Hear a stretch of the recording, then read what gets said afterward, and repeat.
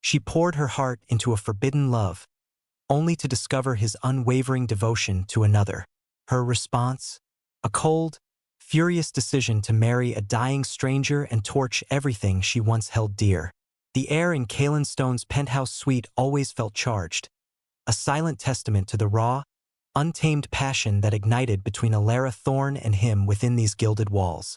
Tonight was no different. Alara lay entangled with him, the soft silk sheets a cool contrast to the inferno that still coursed through her veins. His breath ghosted over her neck, a familiar shiver tracing down her spine. Kaelan, the enigma of the city, whose sharp, chiseled profile and eyes behind gold-rimmed glasses were usually as cold as ice, transformed in her presence.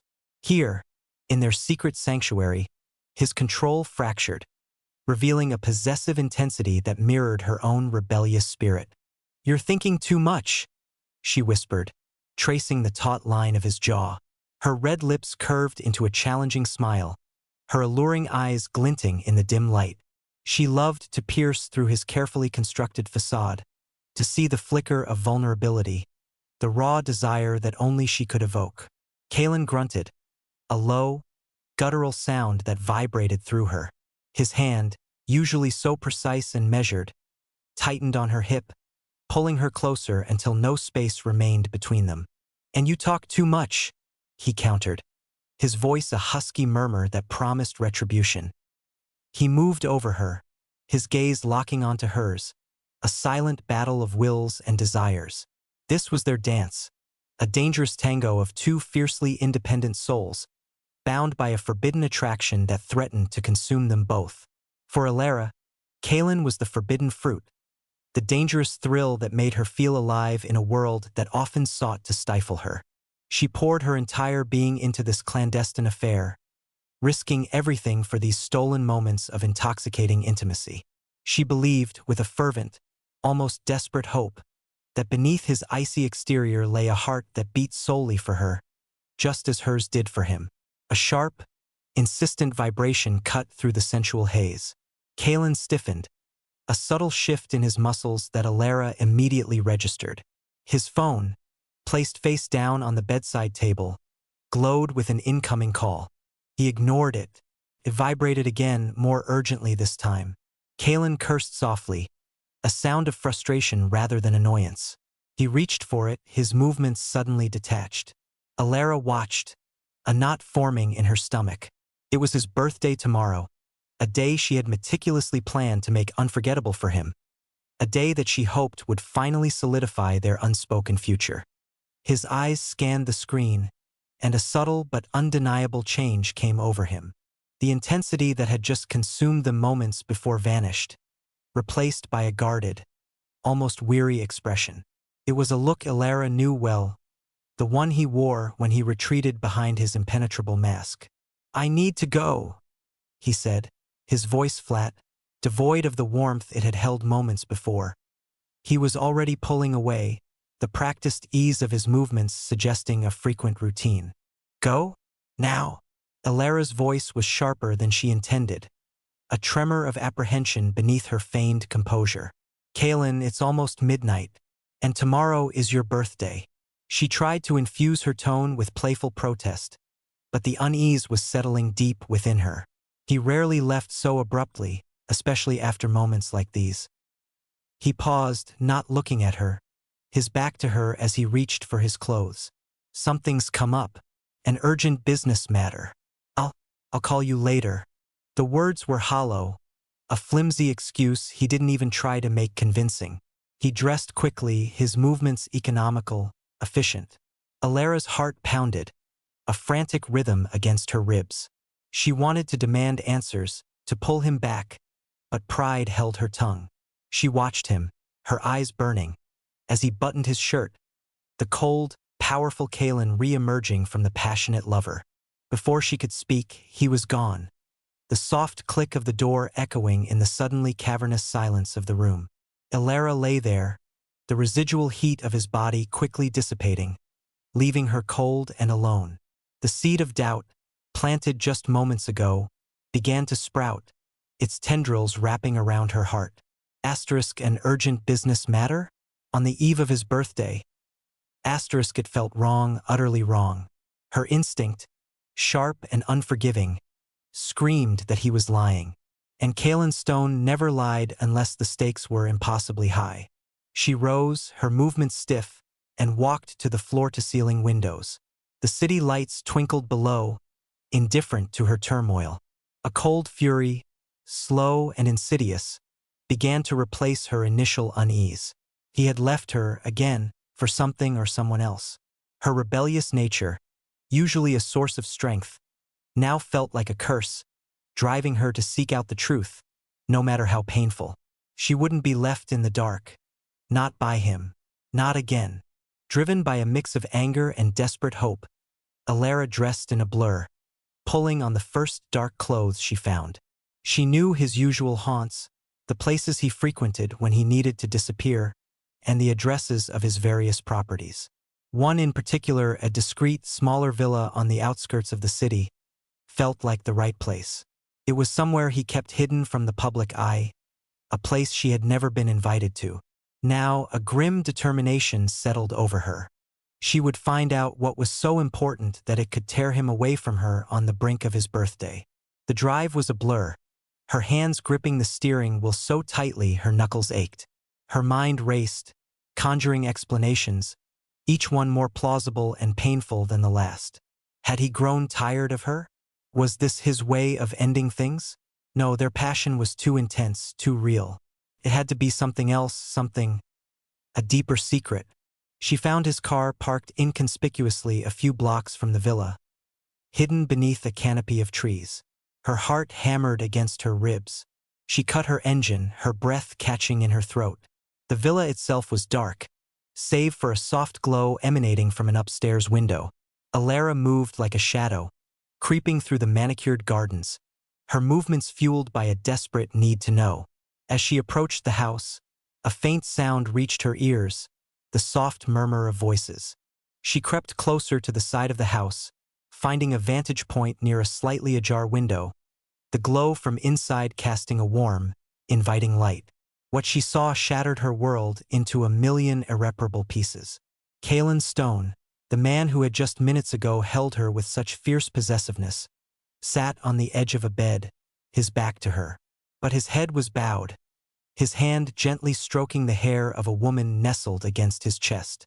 The woman was Lyra Vance, the city's infamous White Moonlight, Kaelin's childhood friend, his supposed platonic confidant, whose delicate beauty and perpetually fragile demeanor had made her the object of endless public sympathy and Kaelin's unwavering, almost paternal protection.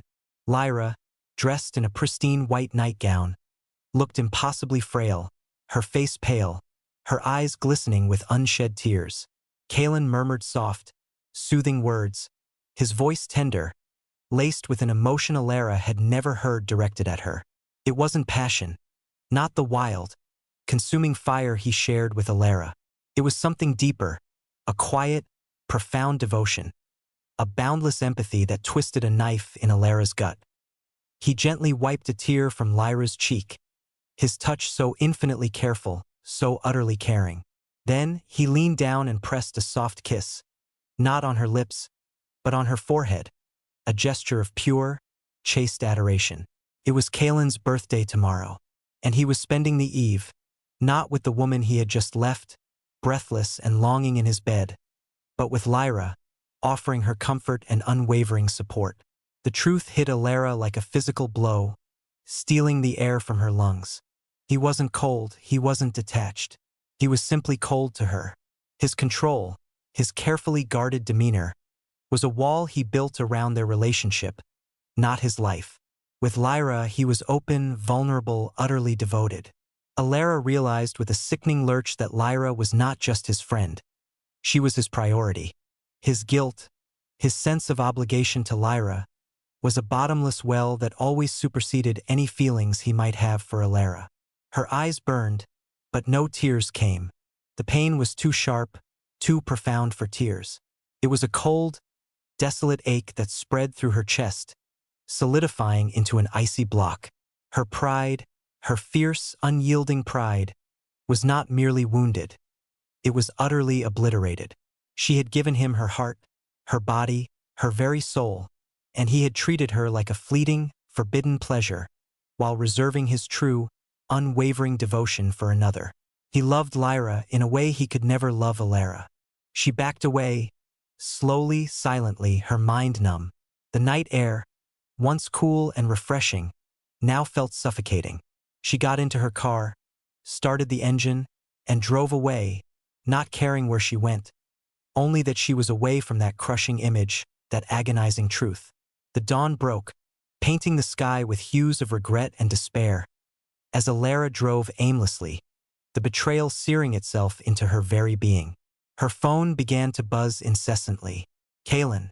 She ignored it, her jaw tight. What could he possibly say? Another lie? Another half-hearted apology? She wouldn't dignify it.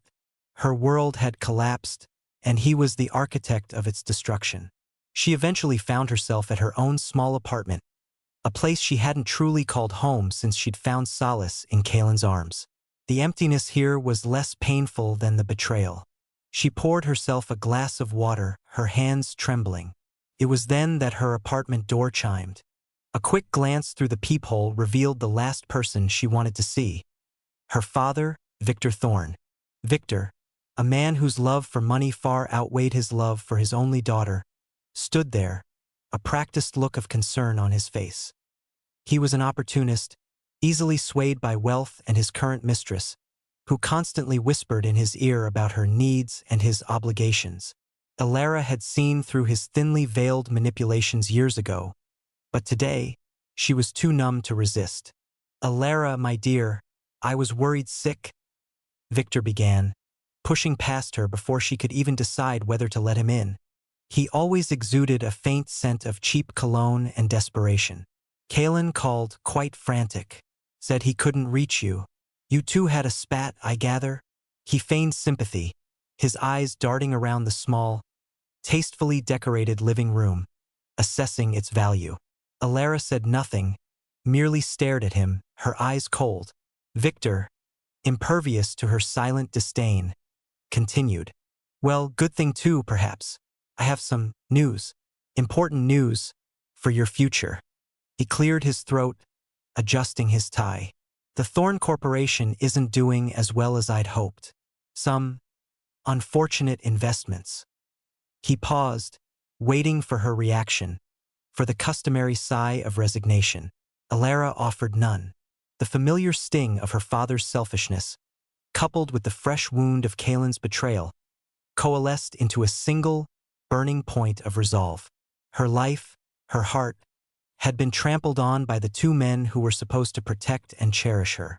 Kalen had chosen Lyra over her, consistently. Victor had always chosen money. They had both reduced her to a commodity, a secret, an asset. A bitter, almost triumphant smile touched Alara's lips. She had been left with nothing but her broken pride and a searing need for vengeance, not just for Kalen, but for a lifetime of neglect. This marriage, this desperate, mercenary act of her father's, could be her escape, her weapon. "All right, father," Alara said, her voice chillingly calm. Victor's eyes widened, surprised by her immediate, almost eager acceptance. "I'll marry Darian Hawthorne." Victor beamed, rubbing his hands together. "Excellent, Alara. I knew you'd see reason. This will secure your future, perfectly. On one condition," Alara continued, cutting through his joyful bluster. Her eyes, usually so expressive, were now like chips of ice. "You will disown me, formally. Sever all legal and financial ties. I want nothing from you, and in return you will get nothing from me or from the Hawthorne family ever again. Not a penny, not a favor, nothing." Victor's jaw dropped. The smile vanished, replaced by a mixture of shock and outrage. "Alara, what are you saying? Disown you? That's ridiculous. Think of the family name, my standing, and my needs." "My terms, father," Alara stated, her voice unwavering. "Take it or leave it.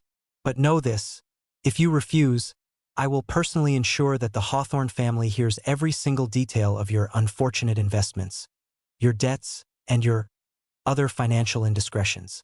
And then, not only will I refuse this marriage, but you will also lose everything you have left. Her gaze was lethal, leaving no doubt that she meant every word. Victor Thorne, for all his bluster, was a coward. He stammered, his face paling, the image of his dwindling fortune and potential ruin flashing before his eyes. The wealth of the Hawthorns, even if it meant sacrificing a direct claim, was too tempting. And Elara, in this moment, was a force he dared not challenge. Slowly, reluctantly, he nodded. "All right," he ground out, defeated. "All right, Elara, as you wish. I'll make the arrangements. But you'll regret this." "No, father," Elara said, a faint, cold echo of a laugh in her voice. "You will." As he left, Elara walked to her window. The city lights now seemed to mock her, a million tiny reminders of the world she was about to leave behind. Kaelin Stone, her passionate, betraying lover, and Victor Thorne, her selfish, manipulative father, had pushed her to this precipice. She had poured her heart into a forbidden love, only to discover his unwavering devotion to another. Her response? A cold, furious decision to marry a dying stranger and torch everything she once held dear. This was not a surrender. It was a declaration of war. Her first step, not towards a grave, but towards an independence forged in the fires of betrayal and revenge. The ink on the prenuptial agreement was barely dry when the first hammer blow landed. Elara Thorne found herself standing on the polished marble floor of the Thorne mansion, not as its defiant daughter, but as a pariah. Victor Thorne, his face a mask of pinched disapproval, didn't even look her in the eye. "You made your bed, Elara," he declared, his voice devoid of paternal warmth, echoing with a hollow righteousness that sickened her. "Marrying into that South City family for convenience? Disowning me? Fine, you're disowned. And as of this moment, your access to any Thorne accounts, trusts, or properties is revoked. Consider yourself an orphan, Elara. You wanted independence? Here it is." His words, meant to crush her, instead solidified the cold fury in her veins. She met his gaze, unflinching. "Consider it done, father?" she retorted, her voice a low, dangerous hum. "Though I'd hardly call a man who sacrifices his own daughter for a few extra zeros in his ledger a father." The barb landed, a flicker of something resembling shame or perhaps just annoyance crossing Victor's face before it hardened into contempt. He turned away, dismissing her with a wave of his hand, a grand gesture of a man who believed his power absolute, his decisions unquestionable. Within hours, the world she knew crumbled. Her personal cards were declined. Her car, a gift from her mother, was repossessed by family assets. Her small apartment, paid for by the Thorne estate, suddenly had an eviction notice taped to the door, a cruel, immediate consequence of her severed ties. The reality hit her with a physical force. She was truly alone, penniless, and for the first time in her life homeless. Her pride, a shield she'd worn since childhood, fractured under the weight of this raw, public humiliation. Yet, beneath the pain, a steel-hard resolve began to form. This wasn't just about escape anymore, it was about survival and then vengeance. She spent that night in a cheap, impersonal motel, the kind where the sheets felt perpetually damp and the air conditioner wheezed a mournful tune. Every creak of the floorboards, every distant siren, served as a stark reminder of how quickly her life had been stripped bare. Her phone, still active for now, remained silent, a testament to how few truly cared. Kaelin. The thought of him was a fresh wound, but also a catalyst. He had made his choice. Now so had she. The next morning, driven by a morbid curiosity and a need to retrieve a few irreplaceable items, Elara returned to the Thorne mansion. The gates, once welcoming, now felt like the entrance to a gilded cage she had narrowly escaped. The key to her childhood room, the one she'd kept secret for years, still worked. She slipped inside, the familiar scent of old books and dried lavender a sudden, heartbreaking comfort. But the comfort was short-lived. Her eyes swept across the room, and a gasp caught in her throat. It wasn't her room anymore. The vintage writing desk, her cherished collection of first editions, the vibrant, rebellious art she'd painstakingly hung all were gone. In their place stood delicate, pale furniture, pristine white curtains, and a bouquet of lily of the valley, Lyra Vance's signature scent. A frilly nightgown, suspiciously similar to one Lyra always wore, lay draped over the plush new chaise lounge. It was a declaration, an invasion. Lyra, the white moonlight, had not just displaced her in Kaelin's heart, but also in her own home, literally occupying the most intimate space of her childhood. The audacity, the calculated cruelty of it, made Alara's hands clench. Lyra hadn't waited for her to be fully gone. She had moved in the moment Alara's back was turned, a venomous snake slithering into a vacated nest. A maid, startled by Alara's presence, hurried in. "Miss Alara, you shouldn't be here. Miss Lyra is very sensitive. She's resting after such a stressful time with Master Kaelin." The words were laced with a thinly veiled warning, a subtle assertion of Lyra's new authority.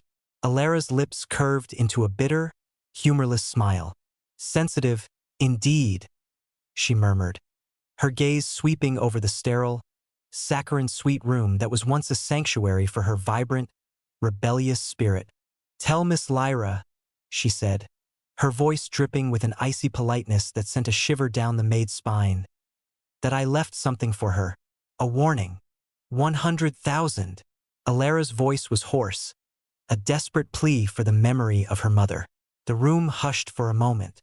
She met Kaelin's gaze, a silent appeal for help, a final test of whatever residual affection he might hold. He held her eyes for a beat too long, then flickered to Lyra. Lyra's grip on his arm tightened almost imperceptibly, her innocent face lifting to his, a silent plea of her own. Kaelin's jaw hardened. He gave Alara nothing. No nod, no gesture, not even the slightest inclination. His control was absolute, his coldness a shield, protecting him from seeing her desperate pain. His misguided sense of guilt towards Lyra, his obsession with atonement for some unseen past wrong, rendered him utterly blind to the woman he claimed to love. Then, a sweet, clear voice cut through the silence. 110,000. Lyra Vance, her paddle raised with an angelic smile, secured the bid. A triumphant glint, quickly masked, flashed in her delicate eyes. The gavel fell. The world tilted for Alara. Her mother's pearls. Lyra. Kaelin. It was a suffocating loop of betrayal. She felt a primal scream rising in her throat, but swallowed it, replacing it with a bone-deep chill. She watched, numb as Lyra, with Kaelin's tacit approval, claimed the necklace. Lyra's sweetness was a poison, perfectly camouflaging the venom beneath. Later that evening, the city's elite gathered for a post-auction gala, a cruel spectacle designed to parade Lyra's triumph and Alara's utter defeat. Alara stood apart, a phantom in the glittering crowd, until a ripple of gasps drew her attention. Lyra, the picture of demure grace, stood at the edge of the manicured gardens, a small, shivering stray dog at her feet. Around the dog's grubby neck, nestled in its matted fur, hung the pearl necklace, her mother's pearls. "Oh, look at this poor thing," Lyra cooed, her voice carrying just enough for Alara to hear. "It reminds me so much of some people, pathetic, discarded, always begging for scraps. But even they can have pretty things, can't they, Kaelin?" She glanced at Kaelin, who watched, his expression unreadable, then back at Alara, a mocking, knowing smile playing on her lips. "Much like your mother, Alara, always so sentimental over trivialities, wasn't she? A common woman, really trying to cling to something she never truly deserved." The words struck Alara like a physical blow. Her mother, discarded, begging for scraps, the triviality of her love. It wasn't just the necklace.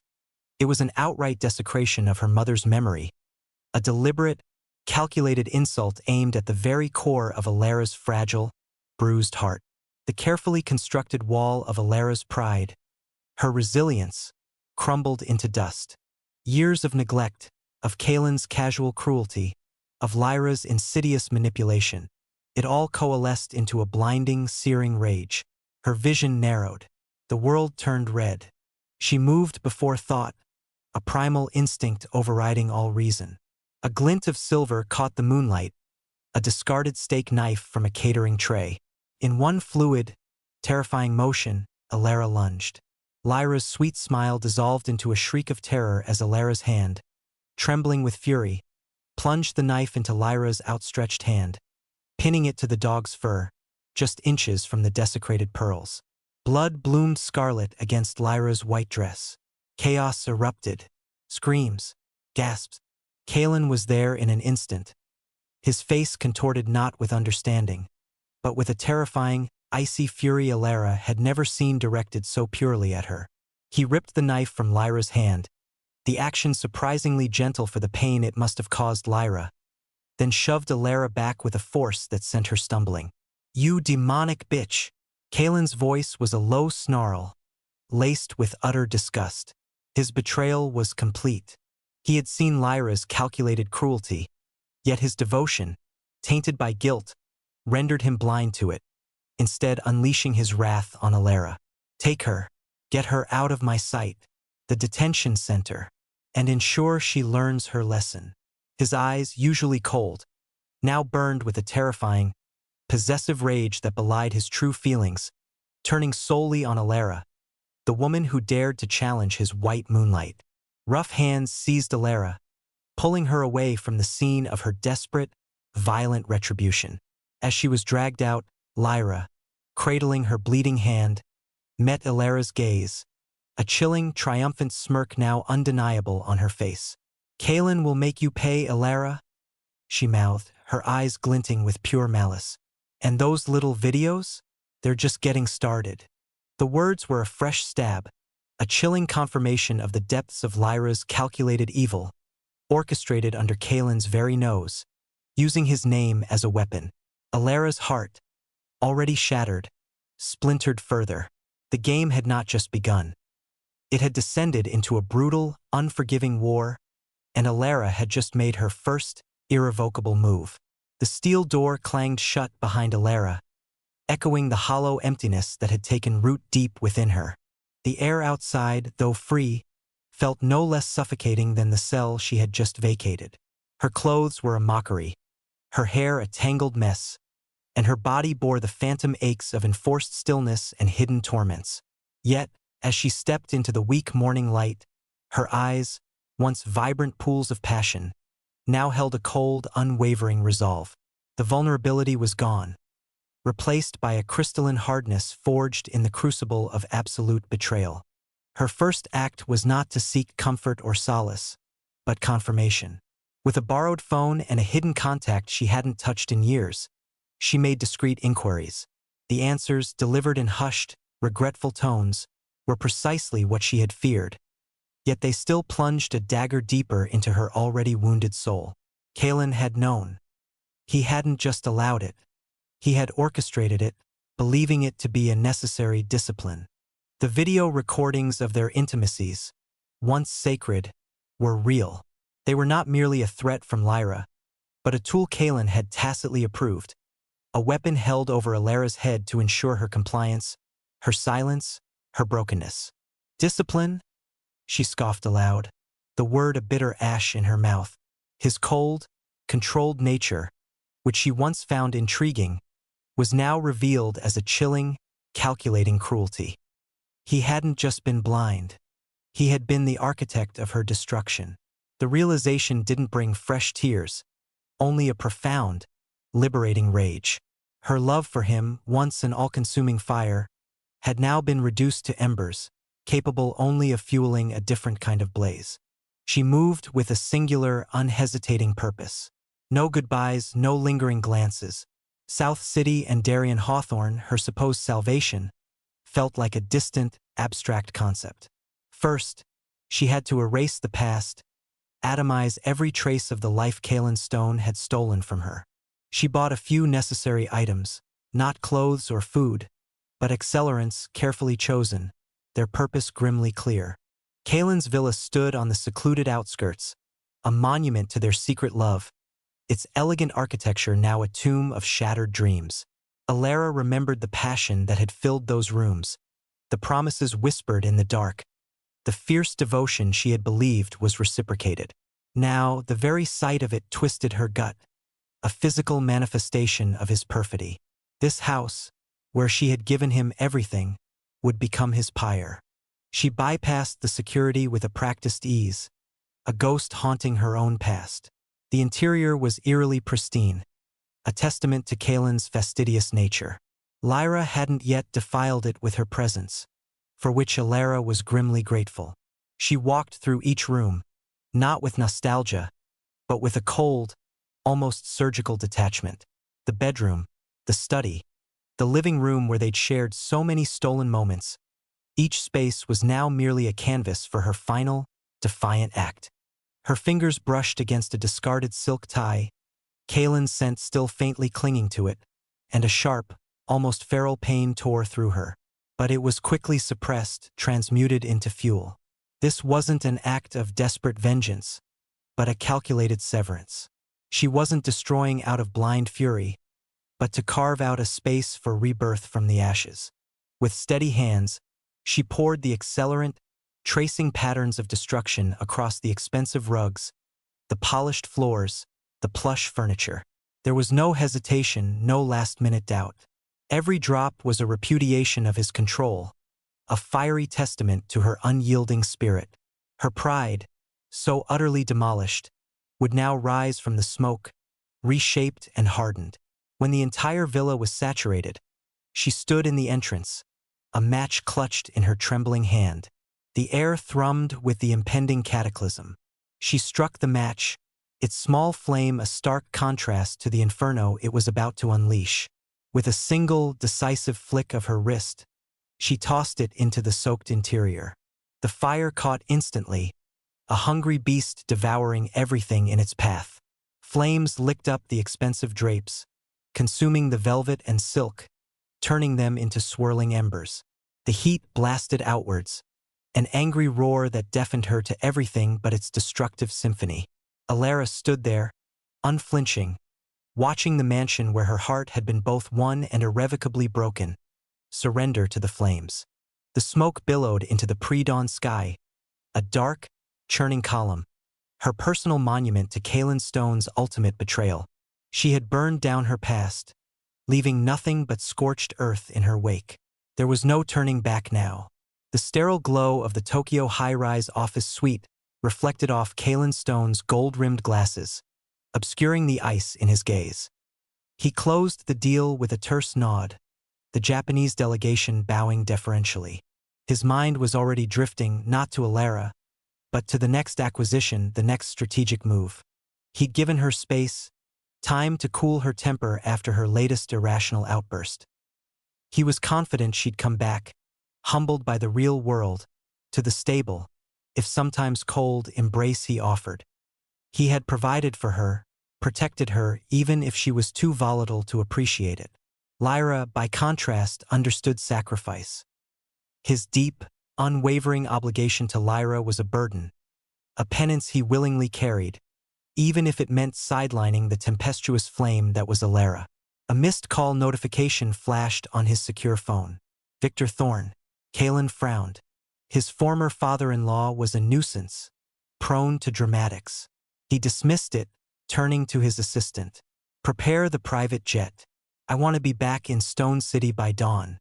A flicker of something like impatience crossed his face, a subconscious urge to resolve the lingering tension that Alara always seemed to leave in her wake. He still saw her as a problem to be managed, not a heart to be cherished. This flawed perception, fueled by his own rigid sense of duty, was his undoing. The first hint of unease struck him not with a phone call, but with the cold, damp air that met him upon landing. It was the scent of something burnt, acrid and clinging. Stone City usually smelled of rain and old money, not ash. His driver, usually stoic, shifted uncomfortably. Sir, there was an incident. What incident? Kaelin's voice was sharper than he intended, a ripple of annoyance at the disruption. The villa, sir. Your villa. The driver's voice dropped, barely audible. There was a fire. It It burned to the ground. Kalen froze. His villa, the ancestral home, filled with meticulously curated art and the ghost of his childhood? Impossible. His security system was impregnable. Yet, the scent grew stronger, a foul premonition coiling in his gut. The drive felt impossibly long, the familiar landscape giving way to a sickening familiarity. Then, through the pre-dawn gloom, he saw it. A skeletal husk, black and jagged against the bruised dawn sky. His villa, a monument to his past, now a charred ruin.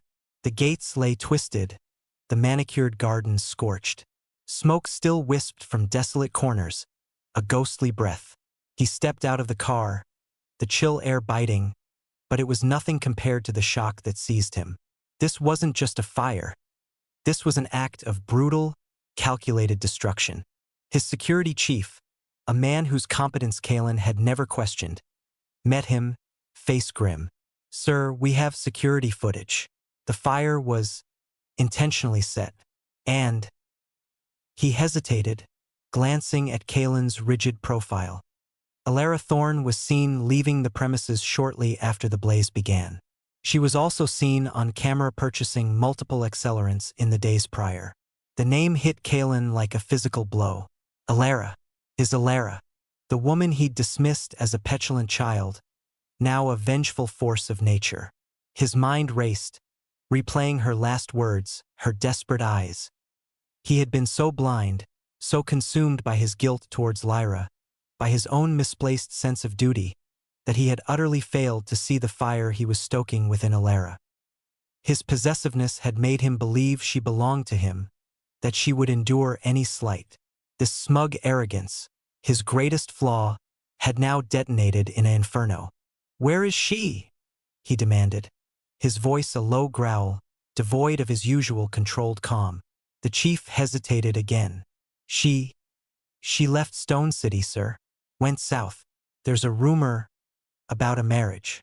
To a Darian Hawthorne. Marriage. The word echoed in the scorched landscape of his mind. Alara marrying another man? It was unthinkable.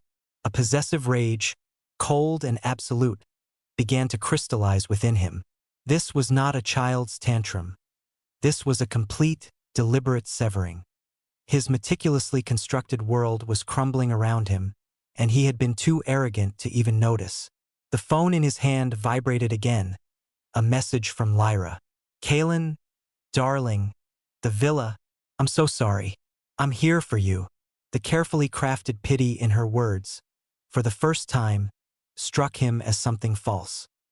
He finally began to see, with horrifying clarity, the puppet strings Lyra had been pulling, and the blind, cold fool he had been to dance to her tune. The full weight of his colossal misjudgment, his betrayal of Alara, crashed down on him, raw and devastating. The salty tang of the sea air did little to soothe Alara's frayed nerves. She stood at the vast expanse of the floor-to-ceiling window, staring out at the azure waters that stretched to an indistinguishable horizon. This wasn't a holiday. This was a gilded cage, a prison wrapped in the deceptive luxury of Kalen Stone's private island villa. He had brought her here, against her will, the night before what should have been her wedding to Darian. The memory alone ignited a cold fury in her veins, burning away any residual warmth from the sun that now kissed her skin. Kalen entered the spacious living area, his footsteps soft on the polished marble, yet to Alara, they sounded like the clank of chains. He carried a silver tray laden with an artfully arranged breakfast. Fresh fruit, pastries, and a steaming cup of Earl Grey, precisely as she liked it. He moved with a practiced grace, setting the tray on a low table near her. The sharp, chiseled profile, once a source of intoxicating fascination, now struck her as nothing more than a mask of calculated control. His gold-rimmed glasses, usually a barrier to his emotions, seemed to barely contain the raw desperation now flickering in his eyes. "Alara," he began, his voice a low, gravelly murmur, carefully stripped of its usual commanding tone. "Please eat something. You barely touched dinner last night." She didn't turn. Her gaze remained fixed on the churning waves, each one a stark reminder of the insurmountable distance between her and freedom.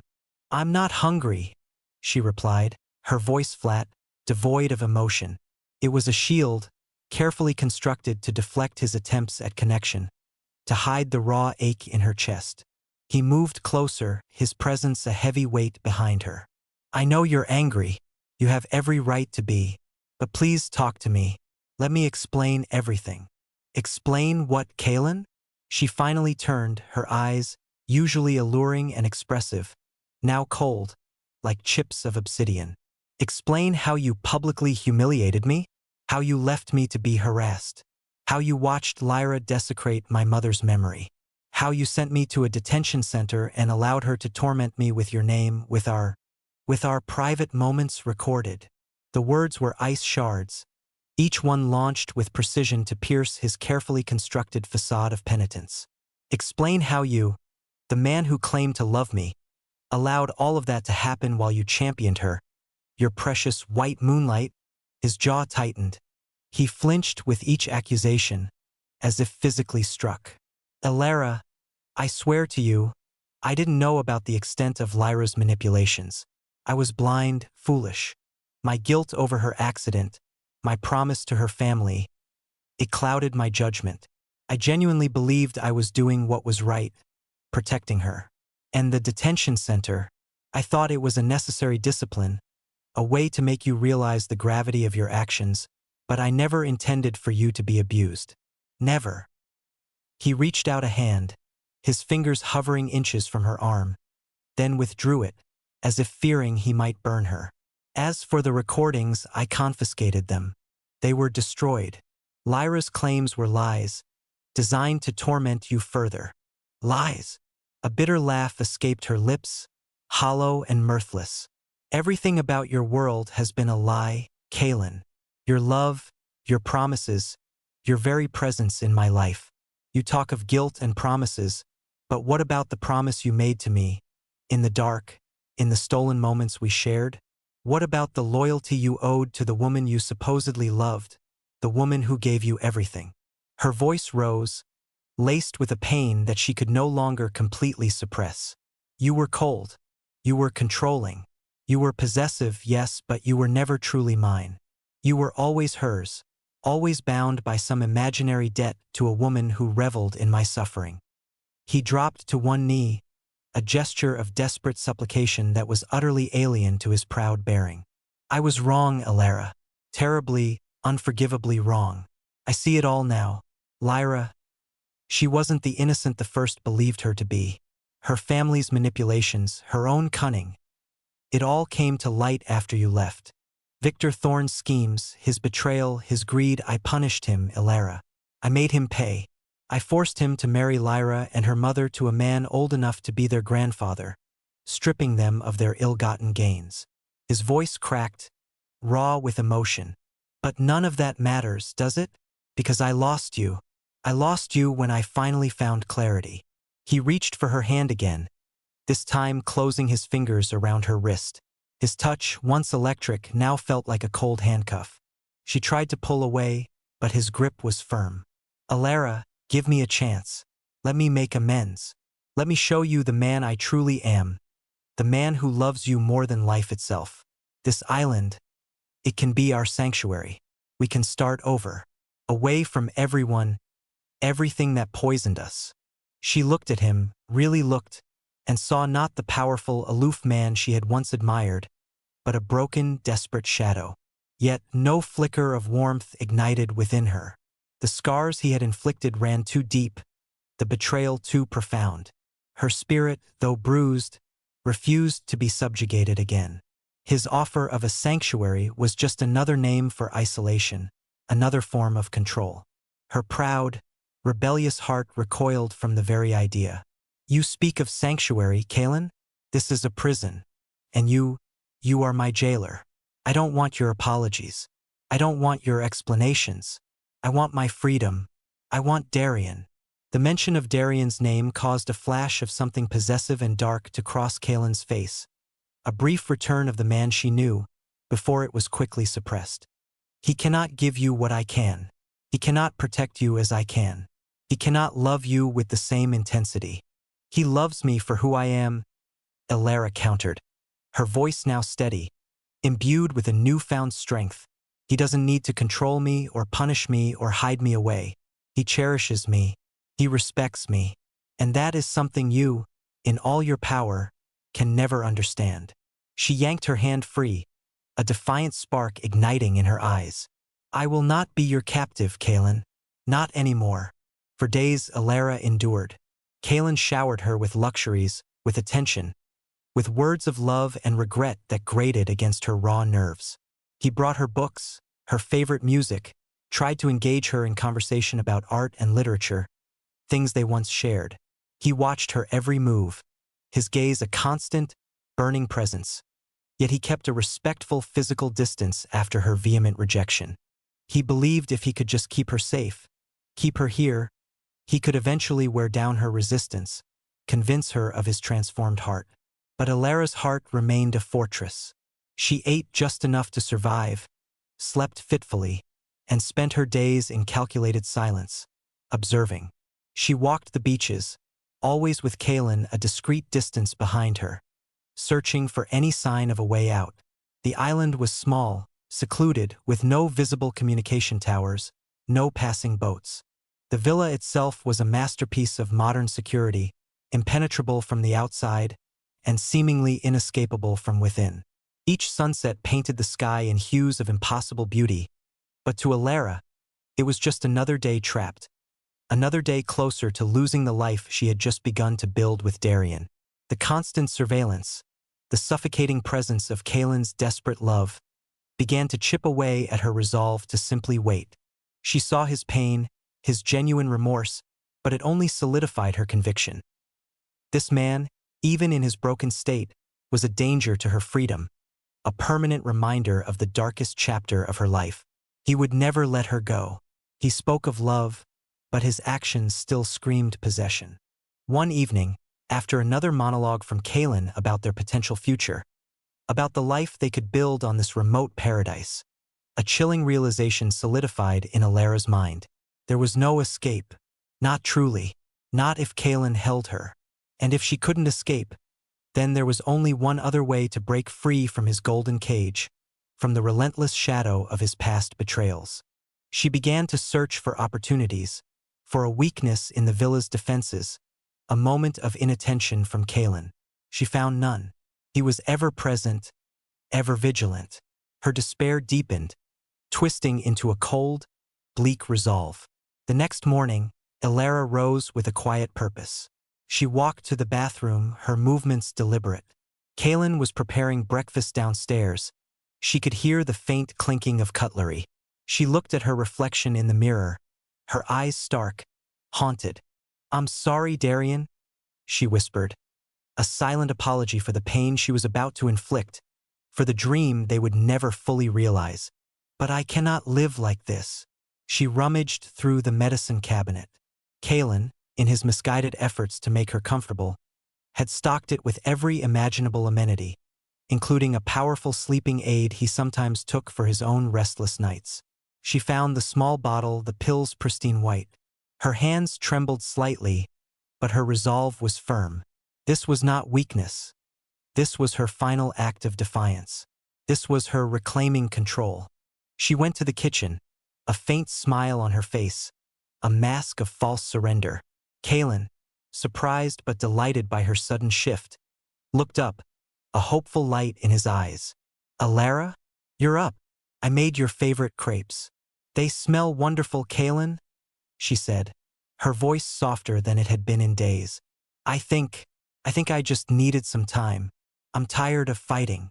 His face lit up with a fragile joy. "Thank you, Elara. Thank you for even considering it." She sat at the elegant dining table, watching him plate the crepes. While his back was turned, she quickly palmed 3 of the small white pills, concealing them in her hand. When he brought her plate, she smiled. "Would you mind if I had some water? My throat is a little dry." He nodded eagerly. "Of course." He went to the refrigerator, filling a glass with chilled sparkling water. As he returned, she quickly swallowed the pills, washing them down with the water he offered. the bitter taste barely registering. She ate the crepes, each bite a deliberate act, the sweetness cloying on her tongue. Kalen watched her, a hopeful, almost desperate expression on his face. He spoke of the gardens they could cultivate, the library they could build, the future they would have. Alara nodded, feigning interest, her mind focused only on the slow creeping numbness she knew was coming. After breakfast, she excused herself, citing a sudden fatigue. Kalen, ever the doting captor, insisted on walking her upstairs. "Rest, Alara," he whispered, pressing a light kiss to her forehead. "I'll be here." In the luxurious bedroom, she lay down on the vast, soft bed. The effects of the pills were beginning to take hold, a heavy lassitude seeping into her limbs. Her mind, however, remained startlingly clear, a sharp point of defiance in the encroaching fog. She closed her eyes, willing the oblivion to come swiftly. But Kalen's vigilance, born of obsession, proved impossible to entirely circumvent. He had kept watch, unable to tear himself away, his heart soaring with a fragile hope that she was finally turning back to him. When too much time passed in silence, a prickle of unease snaked up his spine. He found her, pale and still, her breath shallow and uneven. The empty pill bottle, hidden clumsily under a pillow, confirmed his darkest fear. Panic, cold and absolute, seized Kalen. His breath hitched in his throat. His Alara was slipping away. He cursed himself, cursed his blindness, his possessiveness, his arrogance in thinking he could force her to love him. He snatched up the phone he had kept hidden, reserved for only the direst emergencies, and barked orders for a medical team, a helicopter, anything to save her. He cradled her in his arms, rocking her gently, tears streaming down his face, a raw, guttural sob escaping his chest. "No, Alara, not like this. Please don't leave me. I can't lose you again. I won't."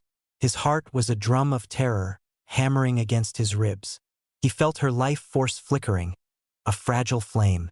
He blamed himself. Every single decision he had made had led to this. His love, twisted by guilt, had become a cage, pushing her to the brink. She was rushed to a small, advanced medical facility on the island, a secret setup he maintained for his high-risk ventures.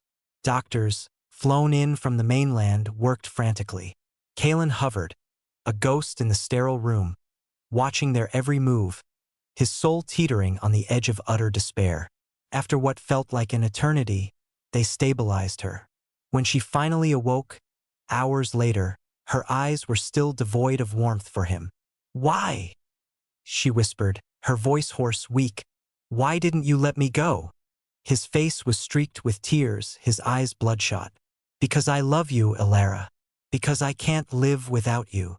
He choked on the words, the irony of his selfish love a bitter pill. "I won't let you give up. I'll spend the rest of my life proving it to you. I'll make you happy, I swear." Alara just closed her eyes, a single tear escaping. Her attempt had failed, but it had also shown her Kalen's ultimate weakness. His inability to truly let go, his possessive hold disguised as love. And in that weakness, she saw a sliver of opportunity. His fear of losing her, his desperate need to keep her alive, could be manipulated.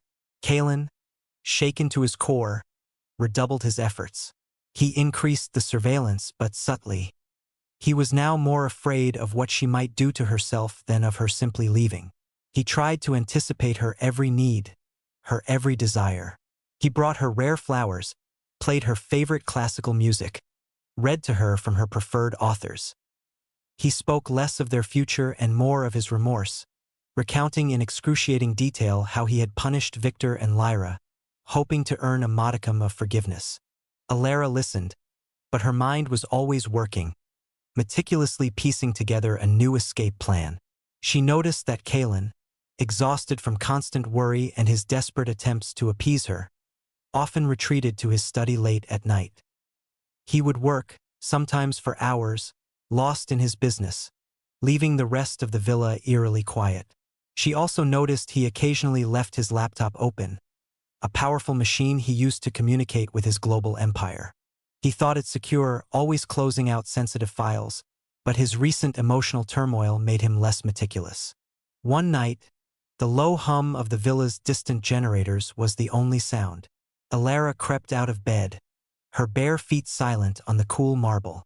Kaelin's study door was ajar, a sliver of light escaping.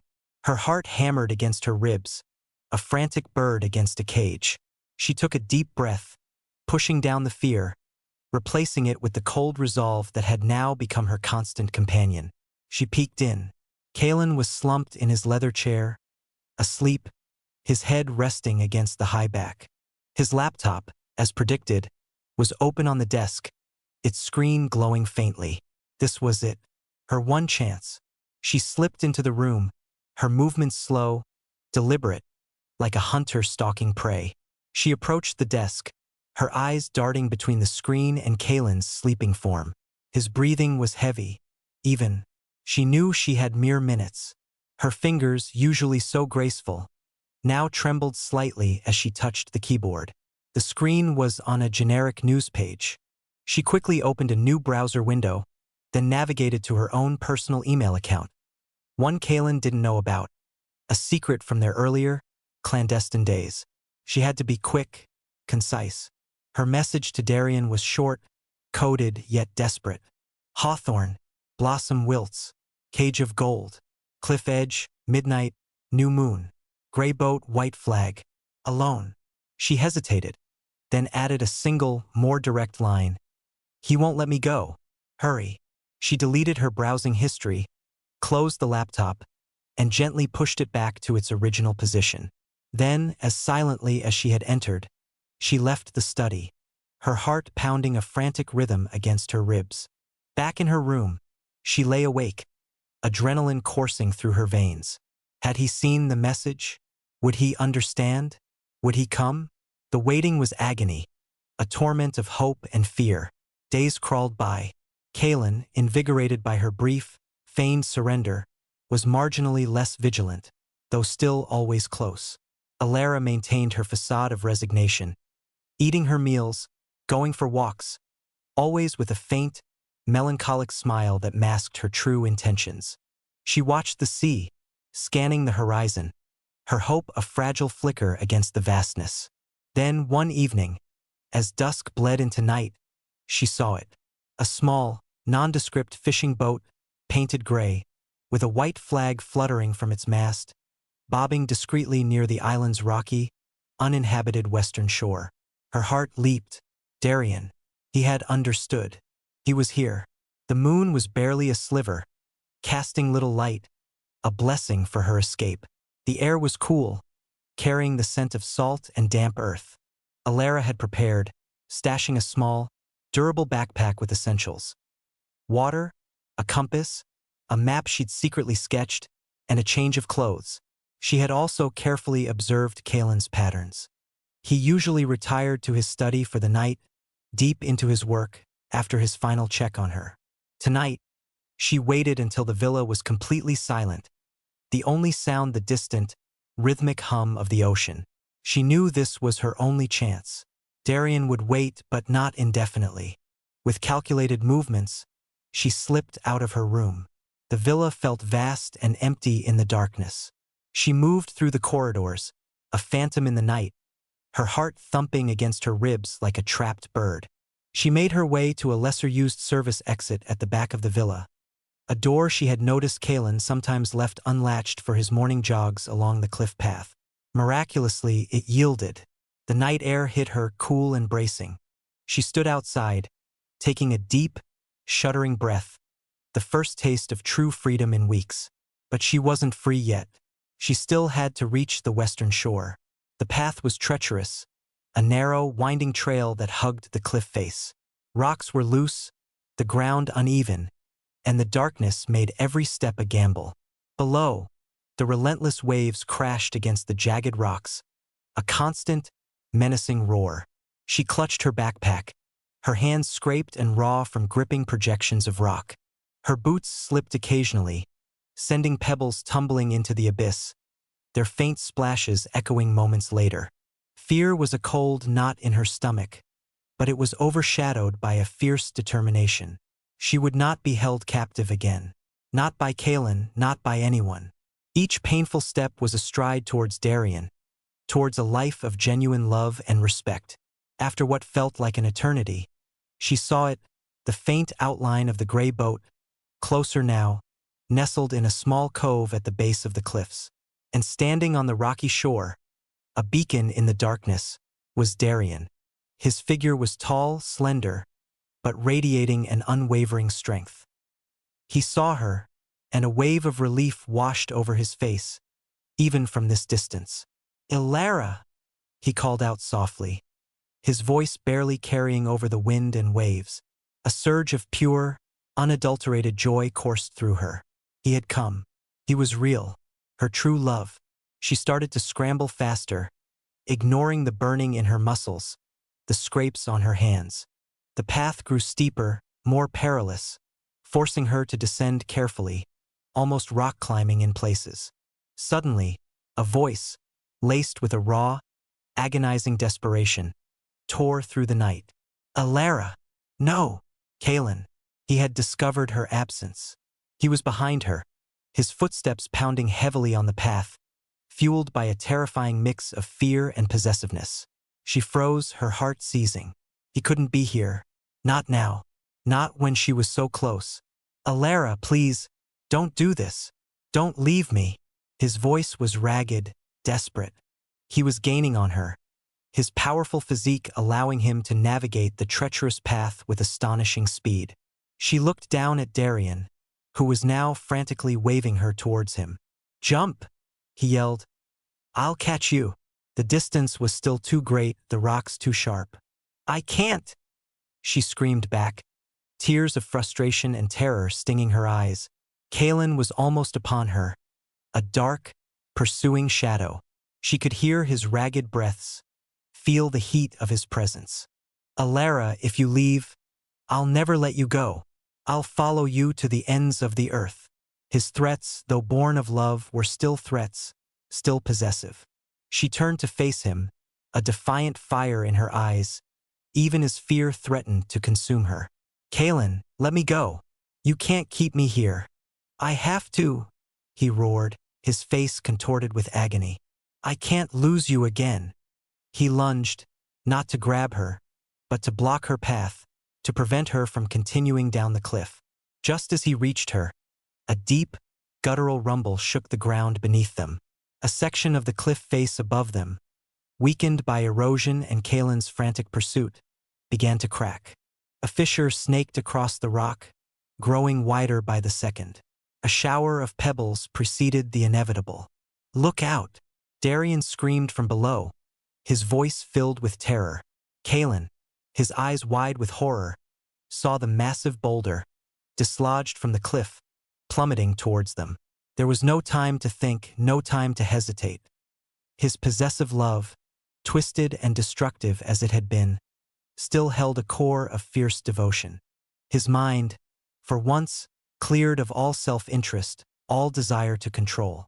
All that mattered was Ilara's safety. With a primal roar, he shoved Ilara with all his might, propelling her forward and away from the path of the falling rock. She tumbled, screaming, down the remaining, less steep section of the cliff, landing roughly but safely in Darien's waiting arms. But Kaelin remained.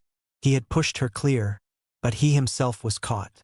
The boulder, massive and unforgiving, crashed down, pinning him against the cliff face.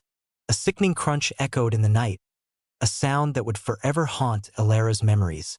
Dust and debris exploded outwards. Ilara, gasping for breath, struggled against Darien's hold, her eyes fixed on the spot where Kaelin had been. The dust began to settle, revealing a horrifying sight. Kaelin was sprawled, half buried beneath the rock, his body twisted at an unnatural angle. A dark pool rapidly spread around him. Darien held her tight, trying to pull her towards the boat. "We have to go, Ilara. We have to go now." But she couldn't move. She just stared, her mind reeling, trying to comprehend the impossible. Kaelin, the man who had tormented her, betrayed her, but also, in his own twisted way, loved her, had just sacrificed himself for her. He stirred, a groan escaping his lips, barely audible over the roar of the waves.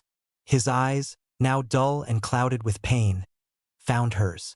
A faint, sad smile touched his lips, laced with something akin to relief. "Alara." His voice was barely a whisper. "You're safe." She struggled free from Darian, stumbling back towards him, her heart tearing in two. "Kaelin! Oh my God, Kaelin!" He reached out a hand, his fingers twitching, trying to grasp at something that wasn't there. I tried to save you." His breath hitched, shallow and ragged. "I let you go." Tears streamed down her face, a torrent of grief and confusion. She knelt beside him, ignoring Darian's frantic pleas. She saw the extent of his injuries, the way his lower body was crushed beneath the rock. It was horrific. She leaned in close, her face streaked with dirt and tears, her voice raw with an emotion she hadn't known she still possessed for him. "Kaelin Stone," she whispered, the words catching in her throat, the finality of them chilling her to the bone. "Let me go." As the words left her lips, a wave of profound exhaustion washed over her. The adrenaline that had sustained her through the escape, through the trauma, suddenly drained away. The shock, the pain, the guilt, the sheer emotional weight of the moment became too much.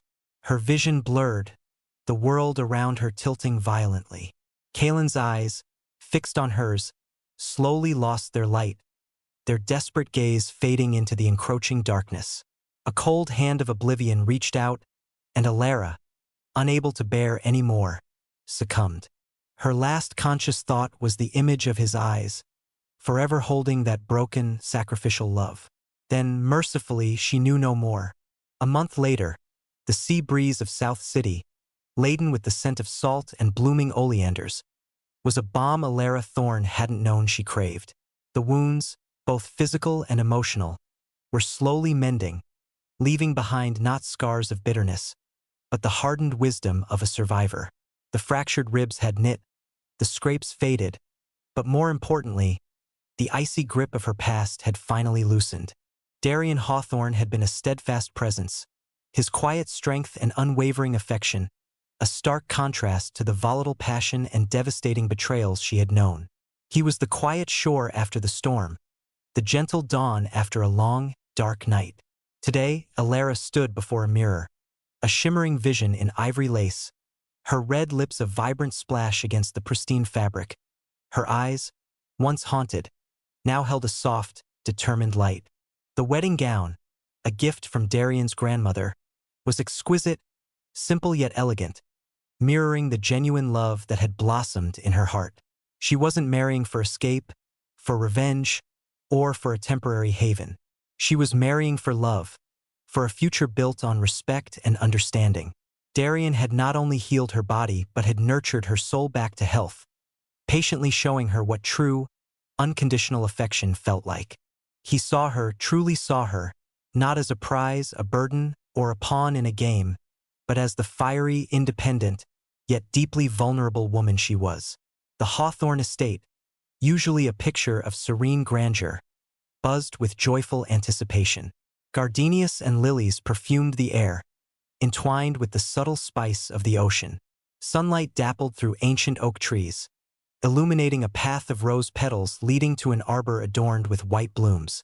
Guests, a mix of Darian's influential South City circle and a few hand-picked friends Alara had made in her new life, murmured excitedly. There was no pretense, no underlying tension, no hidden agendas. It was pure, unadulterated happiness. Darian, standing at the altar, looked impossibly handsome in his charcoal suit, a nervous yet radiant smile playing on his lips. His gaze, pure and sincere, met Alara's as she began her slow walk down the aisle. Her father, Victor Thorne, was nowhere to be seen, a conspicuous absence that brought no pain, only a quiet reaffirmation of her choice. The disinheritance had been a liberation, not a punishment. Instead, Darian's kind, aristocratic uncle, a man who had welcomed Alara into the family without question, offered his arm. Each step was a shedding of the past. The echoes of Kaelin's betrayal, Lyra's venom, her family's callousness. They all faded with the rustle of her gown against the petals. When she reached Darien, his hand, warm and firm, enveloped hers. His eyes, usually shy, were now brimming with an open adoration that made her breath catch. This was it. This was the love she had always yearned for, a sanctuary for her proud, passionate heart. Do you, Alara Thorne, take Darien Hawthorne to be your lawfully wedded husband? The officiant's voice was gentle, resonating through the sun-drenched garden. Alara looked into Darien's eyes, seeing a future filled with quiet joy, unwavering support, and genuine companionship. I do, she pronounced, her voice clear and strong, a testament to the new woman she had become. The vows they exchanged were simple, heartfelt promises of enduring love and mutual respect, sealed with a kiss that tasted of freedom and new beginnings. The reception was a joyous blur of laughter, fine wine, and heartfelt speeches. Alara danced with Darien under a canopy of twinkling lights, feeling a lightness she hadn't experienced since childhood. She was home, not in a physical house, but in the embrace of a man who cherished her above all else. She understood now that true strength wasn't about fighting every battle, but about knowing when to walk away, when to choose peace, and when to embrace the love that was freely given. Her new life in South City was not a retreat but an advancement, a deliberate choice for happiness over endless strife. She discovered a passion for design, channeling her innate creativity into architectural projects that revitalized old town squares, finding purpose in creation rather than destruction. Darien supported her unconditionally, his pride in her accomplishments as genuine as his love. They built a life together, not just a marriage, but a partnership founded on shared dreams and quiet intimacy. Thousands of miles away, in the charred remnants of what was once a magnificent villa, Caelan Stone existed.